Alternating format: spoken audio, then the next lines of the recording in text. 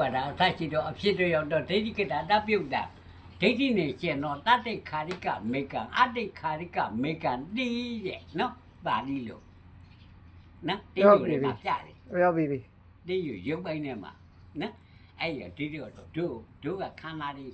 တယောက်နဲ့တယောက်ရှိနေတော့ကောင်းတာလဲပြောလေ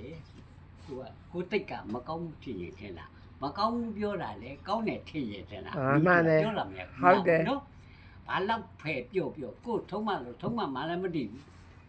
နော်တိတ်ကတမျိုးတွေဟူ ဟုတ်ကဲ့ နော်ပေါ်တိုင်းမပြတ်ကျุမှနေလျက်ရုပ်နာနှမျိုးကြောင်ကြိုတိမြင်မမြဲခင်ရဲ့ညာတဲ့ပေါ်လုံးအနတ္တမှတ်ကြဒိဋ္ဌိတင်းဒါပါပဲနော်အနတ္တတရားအနတ္တပြစ္ဆကနာဤခန္ဓာ၅ပါးယုံနာတရားတို့ဒီအနတ္တမရက်စလို့မိုးခြင်းမနာသေးကြောက်ဆုတွေတော့နှောင်းလိုက်မရတတိုင်းမမြင်ထင်တိုင်းမပေါက်အလျောက်ပါတာအာနာဘယင်ကြောင်းနေရင်တို့သိရင်လေရမြဖြစ်ပေါ်ရတော့အနတ္တတရားတို့လာဒီတဲ့အနတ္တသိရလားဘာလို့ဟမ်စာလို့ကြတော့ဒီမဲ့